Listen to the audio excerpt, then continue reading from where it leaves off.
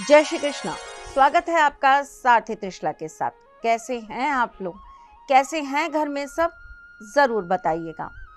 कुछ प्रश्न हमारे लिए एक ऐसी उलझन बन जाते हैं जिनके उत्तर हमें सही तरीके से मिल नहीं पाते, और उन प्रश्नों में हम इतने उलझते हैं कि हम अपनी दिनचर्या के अंदर हर चीज़ घबरा घबरा के करते हैं, डर डर के करते हैं।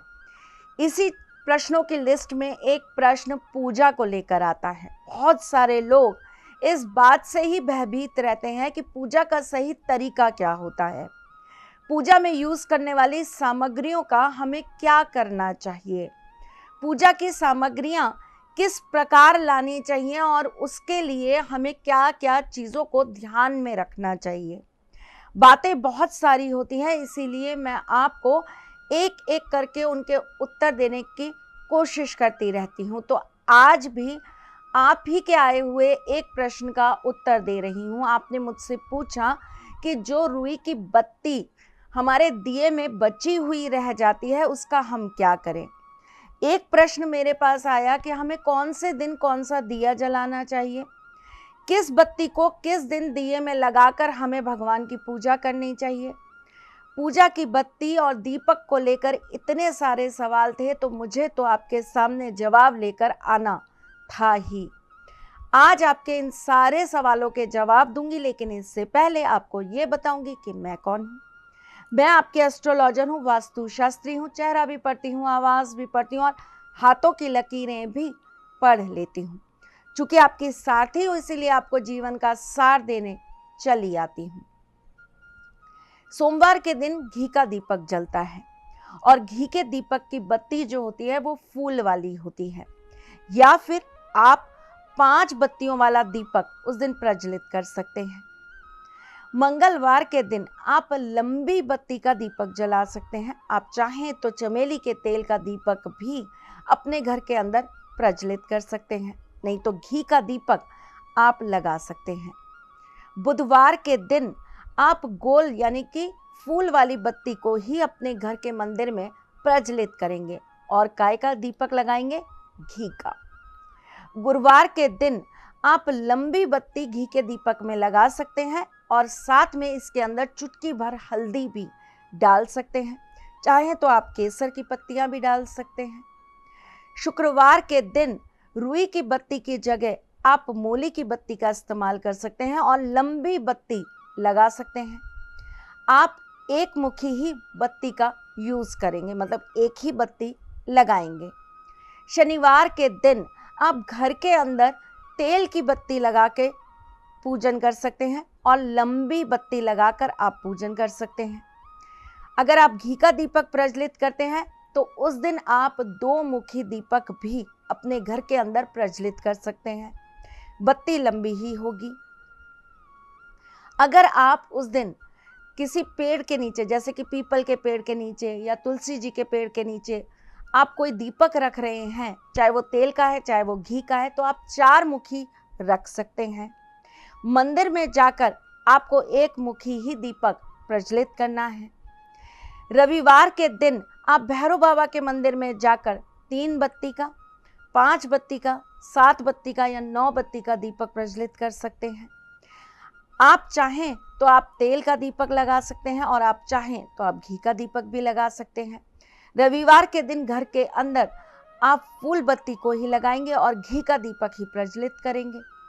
घी का दीपक आप अगर सुबह सूर्य उदय के समय अगर अपने घर में प्रज्वलित कर देते हैं और उसे संध्या तक जलने देते हैं, तो ऐसा करने से आपके जीवन में बहुत सारे आशीर्वाद आपको प्राप्त होते हैं। जब भी हम कोई भी बत्ती यूज़ करते हैं, जैसे कि हमने सुबह बत्ती लगाई, तो शाम को जब आप अपने दीपक को पुनः प्रज्वलित कर रहे हैं तो पुरानी बत्ती हटा दीजिए, चाहे वो पूरी जली चाहे नहीं जली। वैसे हमारे यहाँ तो बत्ती पूरी जल जाती है क्योंकि हम हल्का सा उसके अंदर कपूर भी छिड़क देते हैं। पर अगर आपकी बत्तियाँ रह जाती हैं, नीचे से पूरी नहीं जल पाती हैं, तो आप उन्हें एक जगह एकत्रित करते रहिए। अभी बाद में बताऊंगी इसका भी एक उपाय होता है। इसके पश्चात आप जब शाम को दीपक प्रज्वलित करें तो आपको दीपक हमेशा साफ सुथरा करके नए तरीके से नई बत्ती लगा के प्रज्वलित करना चाहिए। सोने का दीपक आपको अपने घर के अंदर सिर्फ दीपावली के दिन जलाना चाहिए अगर आपके पास है तो। चांदी के दीपक को आप हर पूर्णिमा को सोमवार को यूज़ कर सकते हैं। पीतल के दीपक को आप किसी भी दिन प्रज्वलित कर सकते हैं। पंच धातु से बने हुए दीपक से अगर आप मंगलवार और शनिवार का पूजन करते हैं तो इससे बहुत लाभ प्राप्त होता है। मिट्टी के दीपक को अगर आप बुधवार के दिन अपने घर में जलाते हैं तो इससे आपको बहुत लाभ प्राप्त होता है। दीपावली पे जलाया ही जाता है, एकादशी पे भी जलाया जाता है। साथ ही साथ में अमावस्या में पितरों के नाम का जो दिया होता है वो भी अगर आप मिट्टी का लगाएं तो इससे बहुत लाभ प्राप्त होता है। अगर आप कोई विशेष पूजन कर रहे हैं, कोई विशेष पूजा आपने रखी है और उसमें आप अगर आटे का दीपक लगाते हैं तो इससे आपको लाभ प्राप्त होता है। अगर आप आटे का दीपक मंगलवार को जाकर हनुमान जी के मंदिर में जलाकर आते हैं तो इससे आपको लाभ होता है। अगर शनिवार के दिन आटे का दीपक अगर आप पीपल के पेड़ के नीचे जलाकर रखाते हैं तो इससे आपको लाभ होता है। अगर तंत्र मंत्र परयंत्र या किसी तरह का किया कराया टोटका नज़र बाधा को हटाने के लिए आप कोई उपाय कर रहे हैं दीपक का, तो आपको चौराहे पर जाकर एक घी का दीपक जो कि आप आटे के दीपक में लगा कर रख के आएंगे, आपको प्रज्वलित कराना चाहिए। अगर आप अपनी कुल देवी का पूजन करने जा रहे हैं तो आपको 5 तरह के दीपक प्रज्वलित करने चाहिए, जिसमें एक आटे का दीपक होगा, एक आपका मिट्टी का दीपक होगा, एक आपका पंचधातु का दीपक होगा, एक आपका चांदी का दीपक होगा और अगर संभव है तो एक आप पीतल का दीपक लगाइए। अगर पीतल का नहीं लगा सकते हैं तो 5वां दीपक, अगर आप इनमें से कोई भी एक दीपक नहीं जला पाते हैं, जैसे कि चांदी का नहीं ले जा सकते या पंचधातु का नहीं ले जा सकते, तो आप एक दीपक उसके अंदर थोड़े से चावल डालकर मिट्टी का दोबारा बना लीजिए और उससे जला दीजिए, वो इक्विवेलेंट उसी का काम करेगा। अगर आप बाकी भी कुछ और नहीं कर पा रहे तो 2-3 ऐसे दीपक बना लीजिए जिसके अंदर आप गेहूं डाल दीजिए, धनिया डाल दीजिए, चावल डाल दीजिए। तो आप अगर धातु नहीं ले जा पा रहे हैं ना तो वो भी उसी का कार्य कर देगा। इसी प्रकार अगर आप कोई विशेष पूजन कर रहे हैं, अपने घर में किसी चीज़ को सिद्ध कर रहे हैं तो घी का दीपक जलाइए, बत्ती लंबी रखिए। अगर आप अखंड ज्योत जलाते हैं तो उसमें बत्ती लंबी रखनी चाहिए, चाहे वो तेल का दीपक हो चाहे वो घी का दीपक हो, क्योंकि अखंड दीपक कोई ज़रूरी नहीं है कि हम सिर्फ घी का ही जलाएं, तेल का भी जला सकते हैं। घर में और व्यापार स्थल में पूजाओं का अंतर आ जाता है। अगर आप किसी व्यापार स्थल पर कोई दीपक प्रज्वलित कर रहे हैं तो आपको वहाँ पर दीपक की बत्ती हमेशा लंबी रखनी है, फूल वाली बत्ती कभी नहीं जलती है। अगर आप अपनी दुकान, अपने व्यवसाय स्थल के बाहर दीपक जलाते हैं, कई लोग जलाते हैं, एक तरीका होता है ये, वो वही समझ पाएंगे जो लोग ये कार्य करते हैं। यहाँ पे सार्वजनिक नहीं बता सकती मैं उस चीज़ को। तो अगर आप वो जलाते हैं तो उसके अंदर आपको हमेशा लंबी बत्ती का ही यूज़ करना चाहिए। अगर आप अपने गले का पूजन करते हैं, माँ लक्ष्मी का पूजन करते हैं, शुक्रवार के दिन विशेष रूप से अगर आपने अपने कार्यस्थल पे श्री यंत्र या महालक्ष्मी यंत्र की स्थापना कर रखी है, आपने कुछ और विशेष चीज़ें अपनी दुकान पे रख रखी हैं, जैसे कि बिल्ली के ज़ेर हो गई, जैसे कि इंद्रजाल हो गया, जैसे कि आपका सियाल सिंगी हो गया, जैसे कि मोती शंख हो गया। लक्ष्मी प्राप्ति के लिए हम नाना प्रकार की चीज़ों को स्थापित करके अपने गले या तिजोरी में स्थापित कर देते हैं और व्यापारी लोग हर शुक्रवार को इसकी पूजा ज़रूर करते हैं।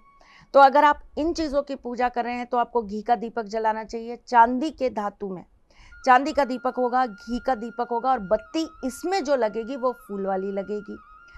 अगर आप अपने दुकान की नज़र उतार रहे हैं या आप नज़र उतारने के लिए कोई प्रयोग कर रहे हैं तो आपको लंबी बत्ती का ही प्रयोग करना है, उसके अंदर आप कभी भी गोल बत्ती का यूज़ मत करिएगा। ये छोटी छोटी चीज़ें होती हैं जिनका ध्यान रखना हमें बहुत ज़रूरी होता है। अगर हम नहीं रखते हैं तो इससे हमारे जीवन में बहुत सारी दिक्कतें आती हैं।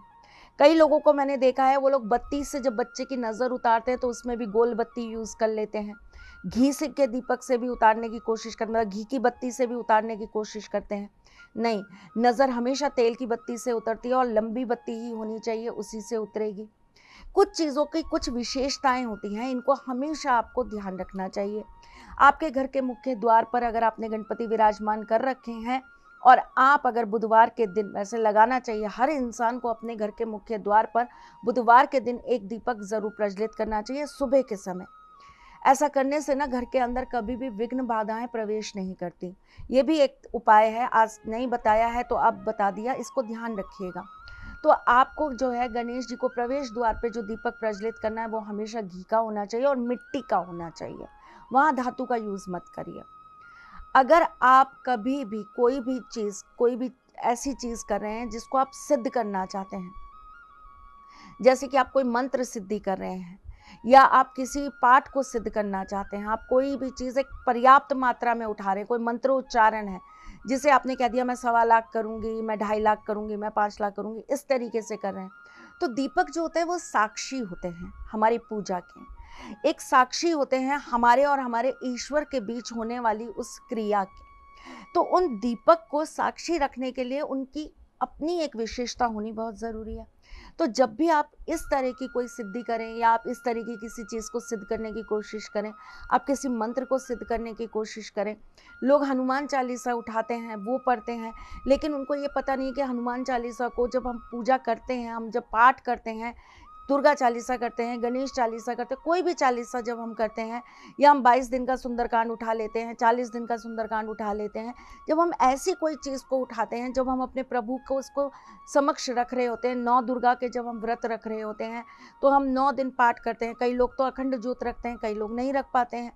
तो जब आप ऐसी कोई पूजा कर रहे हैं या जब आप ऐसी कोई चीज़ करने के लिए आप कार्य कर रहे हैं, किसी मंत्र को सिद्ध कर रहे हैं, किसी पाठ को सिद्ध कर रहे हैं, तब आपको अपने दीपक के ऊपर हमेशा 5 बिंदियाँ, 5 तिलक आपको रोली के ज़रूर लगा देने चाहिए। उसमें जो बत्ती होगी आपकी, वो आपकी हमेशा फूल की बत्ती होगी। आरती में जो बत्ती आप यूज़ करेंगे वो कभी लंबी बत्ती यूज़ मत करिएगा मेरी जान। हमेशा कोशिश करिए आरती की बत्ती जो होती है वो फूल वाली होनी चाहिए।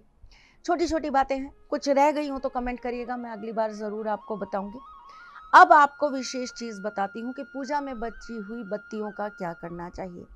कुछ लोग क्या करते हैं, एक साथ उसे फोल्ड करते हैं, एक साथ इकट्ठा कर लेते हैं, जाके जमुना जी में, गंगा जी में बहा देते हैं। कुछ लोग क्या करते हैं, जाकर पीपल के नीचे रखाते हैं। कुछ लोग क्या करते हैं, गड्ढे के अंदर दबा देते हैं। वैसे तो ये बहुत अच्छी चीज़ है कि आप गड्ढे के अंदर दबाएं, लेकिन अगर आप ये सब कुछ भी करते हैं ना, तो आप ये उपाय भी करके देखिएगा। हमारे जीवन के अंदर हमारे 9 ग्रहों का बहुत प्रमुख रोल होता है। हमारे 9 ग्रह हमारे जीवन में आए दिन किसी ना किसी तरीके से हमें शुभ और अशुभ फल देते रहते हैं। इनसे हमेशा बच के रहने के लिए या इनकी हमेशा आशीर्वाद की प्राप्ति के लिए हमें कुछ उपाय अपने घर में सीधे तरीके से कर लेना चाहिए। आप हर महीने की अमावस से ये कार्य चालू करिए, अपने घर की बत्तियों को संजोना चालू करिए, मतलब रखना चालू करिए। और आप पूर्णिमा के दिन आप ये सारी की सारी जो बत्तियां आपकी इकट्ठी हुई हैं ना, इन्हें आप एक साथ इकट्ठा कर लीजिए और उसे आप गाय के कंडे के ऊपर रख कर थोड़ा सा घी, थोड़ा सा कपूर डालकर जला लीजिए। जब तक ये जलती रहेंगी तब तक आपको बैठकर एक मंत्र का जाप करना है। मंत्र बहुत आसान है, आपको सिर्फ इसका जाप करते रहना है। और मंत्र क्या है, ओम नमः शिवाय। जब आपका ये मंत्र चलता रहेगा और ये आपकी बत्तियां जो है ये प्रज्वलित होती रहेंगी, थोड़ी देर में ये धीरे धीरे धीरे धीरे करके भस्म बन जाएगी ना भस्म। तब इस भस्म को आप एक डिब्बी के अंदर, जब ये बिल्कुल शांत हो जाएगी, एकदम ठंडी हो जाएगी, तब एक डिब्बी के अंदर आप इसको भर के रख लेंगे। उसके अंदर आप एक छोटा सा भोजपत्र का टुकड़ा डाल देंगे और उस भोजपत्र के टुकड़े के ऊपर आप लिख देंगे ह्रीम। ह के नीचे एक ऐसी र की मात्रा और ह ऐसे बाहर की तरफ निकला हुआ आता है, मैं लिख के भी भेज दूंगी आपको, ह्रीम। इसको आप इसके अंदर डाल के रख देंगे। अब आप जब भी कोई ज़रूरी काम के लिए जाएं, इस भस्म को लगा के चले जाएं। घर में किसी को नज़र लग जाए, उसको आप ये भस्म लगा दें। अगर आपका प्यार आपसे दूर है तो नित्य नियम से अपने मोबाइल के ऊपर ही उसकी फ़ोटो पर ये तिलक लगा दें। अगर आपके पति आपकी बात नहीं मान रहे हैं तो अपने हाथ से, अपनी मध्य उंगली से उनके मस्तिष्क पे इस भस्म को लगा दें। आपके घर में बड़े बुजुर्गों की तबीयत बहुत ज़्यादा खराब रहती है तो आप उनको नियमित रूप से उनके कंठ पर, उनके मस्तिष्क पर ये तिलक लगा दें। अब दूसरी चीज़, अमावस से आपने चीज़ें इकट्ठी करनी चालू करी, बत्ती इकट्ठी की चालू करी, अब वो आपकी पूर्णिमा पे आपने भस्म बना ली। अब आप क्या करेंगे, पूर्णिमा से अमावस तक फिर वो बत्तियां आप इकट्ठी करेंगे। 15 दिन की आपकी बत्तियां इकट्ठी हो गई। अब आप क्या करेंगे, अमावस वाले दिन आप पुनः इसी क्रिया के साथ उस भस्म को तैयार कर लेंगे। सुबह के समय करिएगा ये कार्य। और शाम को जाकर इस पूरी भस्म को आपको एक लोटे में डालकर पीपल के पेड़ पर चढ़ाना है। ध्यान रखिएगा, छोटी छोटी चीज़ें होती हैं हमारे जीवन में, इन्हीं से हमें सुख प्राप्त हो जाता है। कोई बात रह गई हो, कोई दिक्कत आ रही हो, मैं रोज़ाना लाइव आ रही हूँ, मुझसे वहाँ इससे रिलेटेड सवाल पूछ लीजिएगा। गलतियाँ त्रुटियाँ मत करिएगा। पूजा को लेकर कोई और शंका मन में हो मेरी जान, मुझसे आप संपर्क कर लीजिएगा। दिए गए नंबर्स पे आप कॉल कर सकते हैं, व्हाट्सएप कर सकते हैं, मैसेज कर सकते हैं। जीवन के अंदर सूर्य, मंगल, चंद्र, कोई ऐसा योग, कोई ऐसी चीज़, काल सर्प है, पितृदोष है, आपके जीवन में दुख दे रहा है, तकलीफ दे रही है, नीचे दिए गए नंबर्स पे कॉल करिए, व्हाट्सएप करिए, कुंडली का विश्लेषण कराइए, अपने जीवन की समस्याओं का समाधान पाइए। जब हमारी कुंडली के अंदर दिक्कतें आती हैं, परेशानियां आती हैं, तो श्री हरि के आशीर्वाद से उसके समाधान देने हम जैसे आपके साथ हमेशा जुड़े रहते हैं, आपके सारथी बनकर। मैं फिर आऊँगी कुछ नया, कुछ अलग, कुछ अद्भुत लेकर। तब तक के लिए मुस्कुराते रहिएगा, रिश्तों में मजबूती बना के रखिएगा, अपने सारथी के साथ यूं ही जुड़े रहिएगा, प्यार देते रहिएगा, प्यार लेते रहिएगा। ख्याल रखिएगा अपना और उनका जिनसे आप प्यार करते हैं। मैं जल्द आपसे मिलने आऊँगी, तब तक के लिए राधे कृष्ण। सारथी मां त्रिशला ज्योतिष के क्षेत्र में विश्व विख्यात नाम है। ज्योतिष शास्त्र में पीएचडी मां त्रिशला पिछले 22 वर्षों से ज्योतिष की सभी परंपरागत विधाओं के साथ साथ अनेक दुर्लभ गुण विधाओं जैसे परछाई एवं नव्स के अध्ययन से अपनी सटीक भविष्यवाणी और पूर्वानुमान के लिए विख्यात हैं। अपने उपायों द्वारा लाखों लोगों का जीवन संवार चुकी मां त्रिशला लगातार 2016 से ज्योतिष विभूषण अवार्ड प्राप्त कर रही हैं। साल 2018 में उन्हें उत्तराखंड के मुख्यमंत्री त्रिवेंद्र सिंह रावत ने ज्योतिष विभूषण अवार्ड से सम्मानित किया था और साल 2016 में उन्हें राजस्थान में बेस्ट एस्ट्रोलॉजर के अवार्ड से नवाजा जा चुका है।